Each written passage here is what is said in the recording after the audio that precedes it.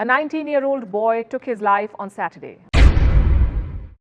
Student suicides have risen by 27% over 5 years. That's the NCRB data. 2021, we saw 1,600 students committing suicide just for failing in their exams. Maharashtra, of course, has the highest suicide rates for students. It reached an all-time high in 2022 with a 4.5% increase since 2021. And Kota seems to be like a breeding ground for it all. What's going wrong? We started giving more weightage over a period of time to the ranks, to the careers, and we created the hierarchy of careers. So I think destigmatizing failure, saying there's something to learn in the process, then it's okay if you're not able to make it 1 year, we can try for another year, and you should be okay with that, right? So I think, again, going back to the same thing, what are our conversations about with our children? Is it about who they are and what they aspire to become, or is it about the numbers, the percentages and the percentiles and the career trajectory?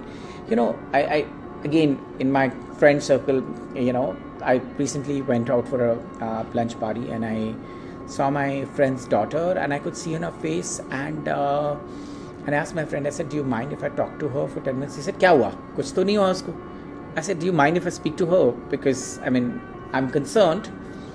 Girl is not opening up to me. I said, how many hours a day you sleep? She said 4 hours, 3.5 hours. I said, what do you do? She said, I have pressure. And she's a great creative kid, national level debater, orator, but doing PCM.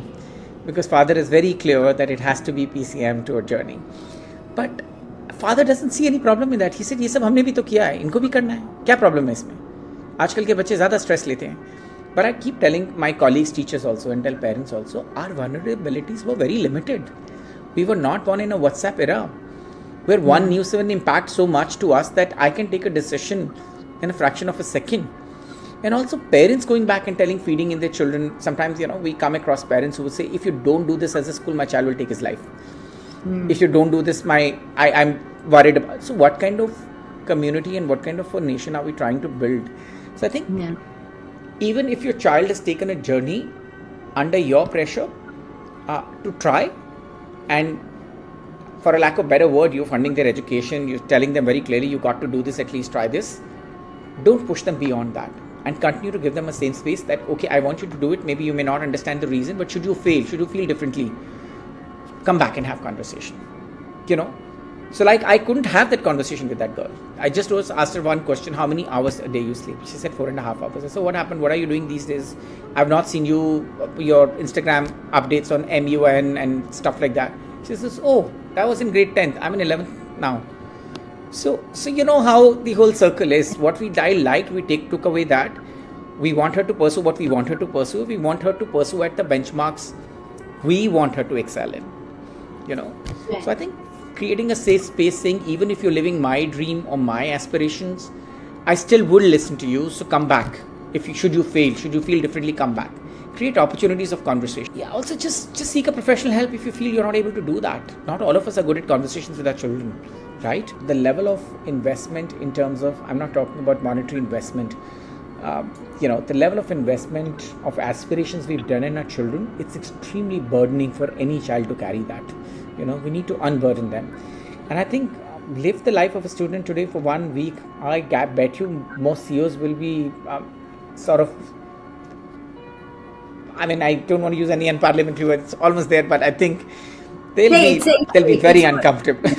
It's forbidden on the podcast, so please. It's nothing forbidden, so please go ahead and use it. They'll be shitting in their pants. Give them a life of 1 week in a child's life today with all the distractions they live. They won't be able to succeed for 1 week as a school student who's going from here to here and then coming back home and then going and playing tennis and coming back home, doing SAT classes, then coming back home, doing homework. In all of that, there is a WhatsApp, there is an Instagram, come on, folks, go and live that life for 1 week and then talk to me, And it's really surprising that even today parents don't want to talk to children about uncomfortable things, whether that's mental health, to the issues around other vulnerabilities, the kind of open resources they have, the access resources. I think out of 10 parents I've met, about 7 would say they don't like to talk about the children's physiology with the children. So here you create an opportunity of somebody else abusing your child on that context, right? Our parents did not talk because they didn't have the right vocabulary, they didn't have the right ecosystem, they didn't have the vulnerabilities. But we are in a different times.